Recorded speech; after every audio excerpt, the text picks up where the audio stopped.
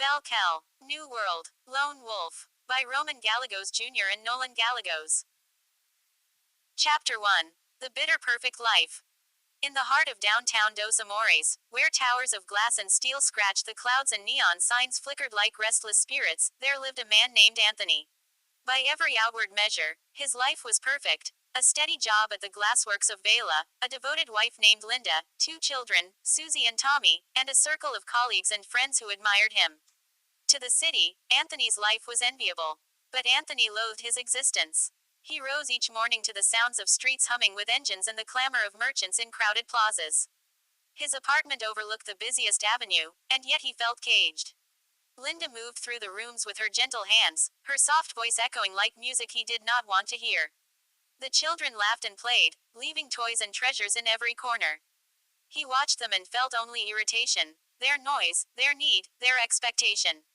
At the glassworks, Anthony toiled among coworkers. Raja told endless stories, Andrea muttered constantly, and Mr. Lee's sharp gaze seemed to pierce his every thought. Even his best friend, Jared, who had once been saved by Anthony from drowning, now felt like a tether to a world he despised. Anthony's hatred was constant. He blamed everyone, Linda for tying him to domestic life, Susie and Tommy for their dependency, his coworkers for their noise and judgment, the city itself for existing, breathing, and making him feel small. His life, though perfect on the surface, was a slow torture, each smile and greeting a thorn in his chest.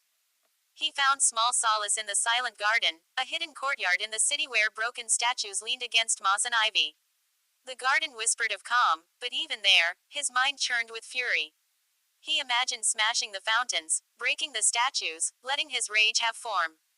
He loved the thought of power, of control, yet it remained just thought, until later, when the world would give him real power. Anthony's life in downtown Dos Amores was perfect, as the world would call it. To him, it was unbearable. Every face, every sound, every expectation reminded him of all he hated, and of all that he could never undo. And in the heart of the city, beneath the towers that reached for the stars, Anthony seethed. Chapter 2. The Feast of Shadows. It began with a sound, a low, wet rattle in the alleys of downtown Dos Amores, followed by groans that drifted over the neon-lit streets. At first, Anthony thought it was only the restless city, rats scuttling, trash carts clattering, the distant hum of engines. But the sound grew, multiplied, and became unmistakable. The dead were rising. From subway tunnels and collapsed rooftops they came, staggering and gnawing. Their flesh hung in tatters, eyes pale and hollow, mouths dripping with hungers that no mortal could survive. Anthony watched as the first fell. Raja, laughing at a jest, was torn apart by the creatures, his scream cutting through the city noise before gurgling into silence. Anthony felt a twist in his stomach. He hated Raja's voice, had mocked it countless times, yet seeing it extinguished left a hollow in his chest. Andrea tried to flee down the crowded streets, muttering prayers and curses alike. The dead caught her in a doorway, ripping her apart with savage efficiency. Mr. Lee attempted to rally some remaining workers, but even his sharp orders could not stop the onslaught. Anthony's heart pulsed with anger at the chaos, yet also with horror at its completeness. The city became a labyrinth of screams. Jared, his dearest friend, fought valiantly, bow in hand, but the dead were endless. Anthony watched him fall, his body torn and dragged beneath the shattered streets. Rage coiled in Anthony's chest, an old, familiar fire amplified by fear he could not escape. But nothing struck him as crueler than what came next. Linda ran clutching Susie and Tommy, weaving through shattered plazas and broken neon signs. The dead pursued relentlessly. Anthony tried to reach them, to intervene, but it was impossible, a tide of hunger that would not be swayed. Linda was the first to fall, dragged into an alley, screaming as the creatures tore at her face. Susie screamed for her mother as her small body was pulled apart, teeth gnashing into her innocence. Tommy's laughter turned to shrieks as he was carried off, his tiny hands clawing for Anthony's grasp. And then came the final horror. They rose again. Linda's eyes opened, empty and pale. Susie and Tommy stumbled forward, gnashing, moaning, their bodies animated by a hunger Anthony could not comprehend. His heart shattered entirely, for he had cursed them in life, yet now he faced the impossible. The ones he hated most had become monsters, and he was forced to destroy them himself. He raised his hand, gripped the blade he had long held at his side, and struck. First Linda, then Susie, then Tommy. Each blow left him hollow inside, each death worse than the last. The streets of downtown Dos Amores were littered with bodies, and Anthony's soul twisted in fury, grief, and despair. The city around him was no longer a place of towers and neon lights. It was a tomb, a canvas of ruin and blood. Anthony stood alone, trembling with rage, hatred, and grief. The lives he had scorned, the city he had despised, the people he had hated, all were gone, and yet their absence carved an even deeper void in him. And in that void, a darker power waited, patient and hungry. Chapter 3. The Routine of Rage. In downtown Dos Amores, the city never woke again. Skyscrapers stood like tombstones against a sky choked with smoke, their broken windows staring down like hollow eyes. Streets that had once swarmed with traffic and neon signs now echoed with the dragging shuffle of the dead. Anthony lived among this decay, clinging to a routine as though it might keep his sanity intact. Each day, he woke alone in the ruin of his apartment, staring at the empty spaces where Linda, Susie, and Tommy had once moved through the rooms.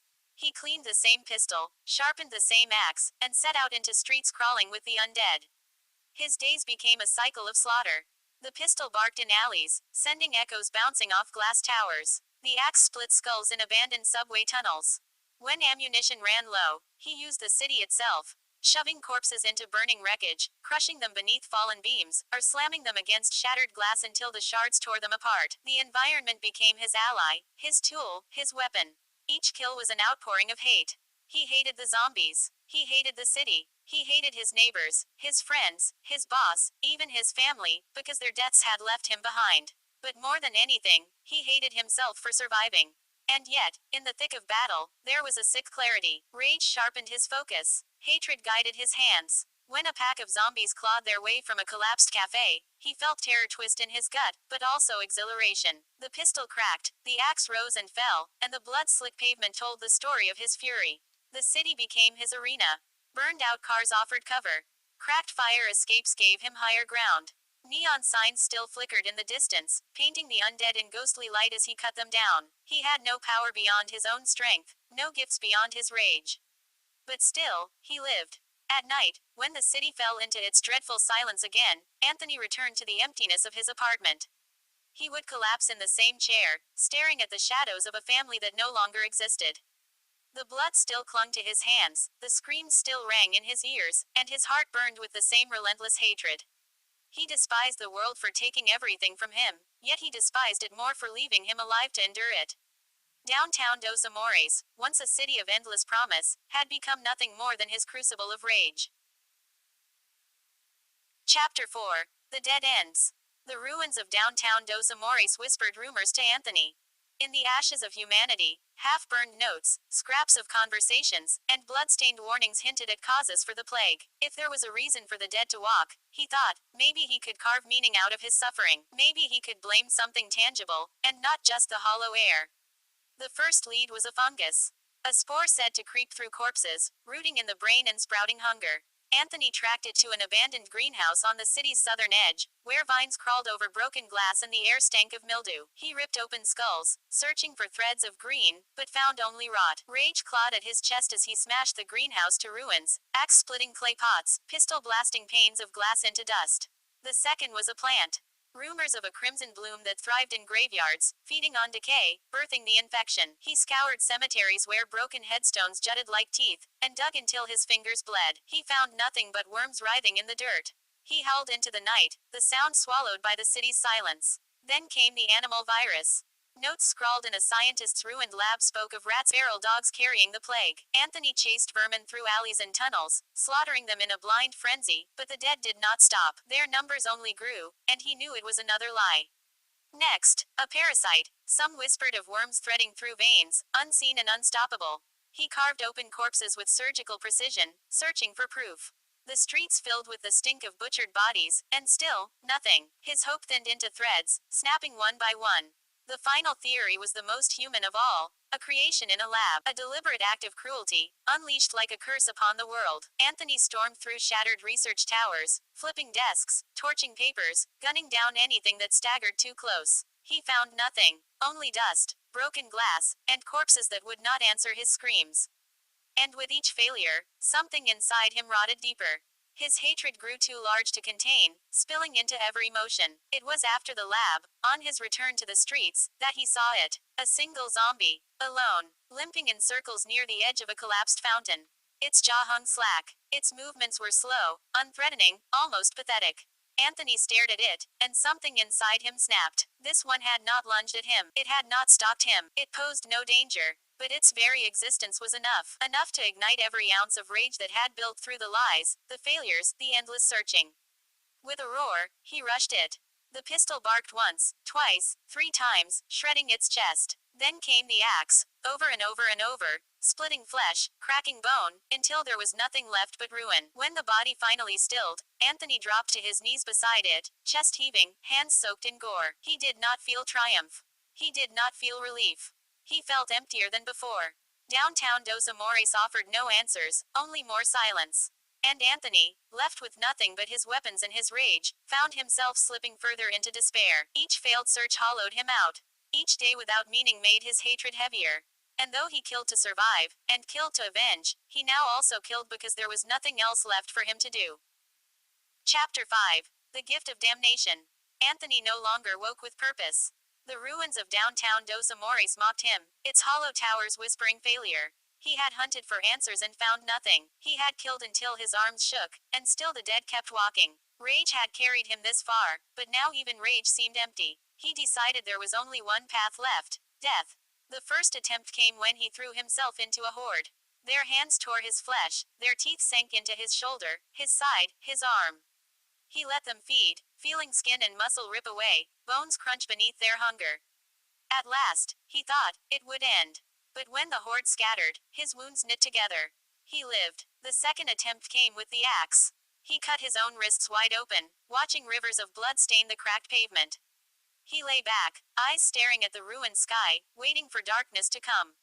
Hours passed, the blood pooled, but his heart refused to stop. The wounds closed, leaving him trembling and furious. The third was the most desperate. He raided an old pharmacy, swallowing bottle after bottle, pills, powders, capsules, and drowned it all with stolen liquor until his gut burned.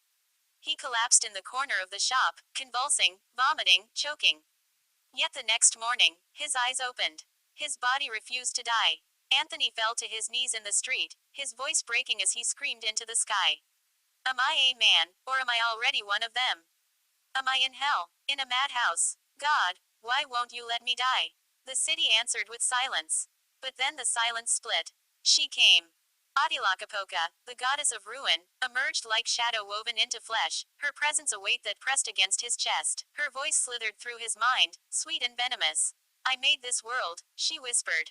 The dead rise because I willed it. Your family's screams were my music.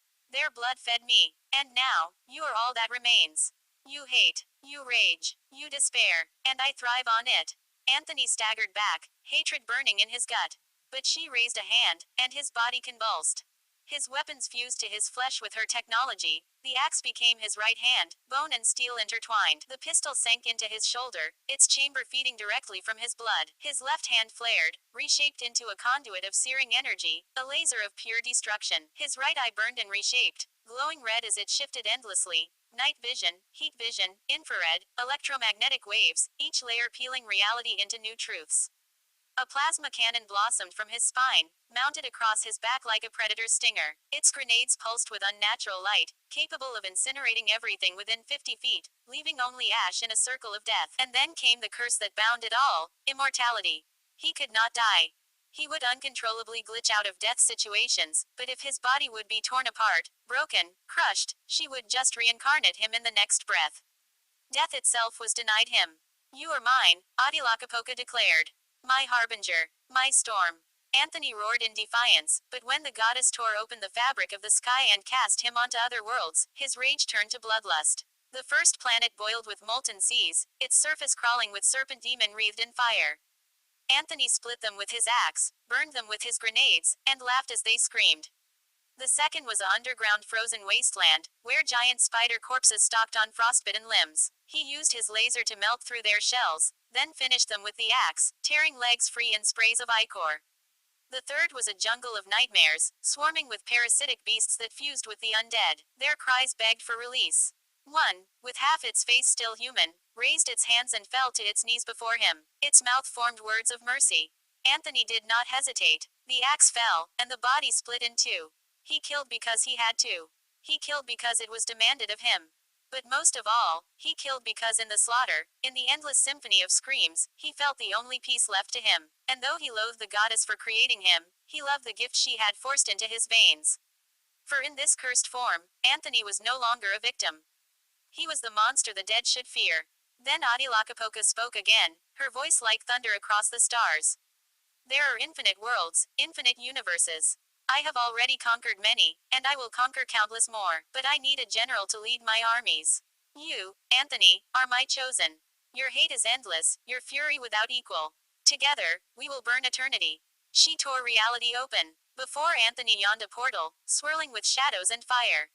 On the other side, the world of Beal Ceal waited, a place brimming with life to be broken, cities to be razed, and mortals to be made into corpses. Anthony stood at the threshold. Every fiber of his being despised her. Yet every nerve in his body sang with the power she had given him. Hatred for her burned, but his hunger for destruction burned hotter. He bowed his head, not in loyalty, but in grim acceptance of what he had become. Then, without hesitation, he stepped through the portal into Beal Ceal. The end.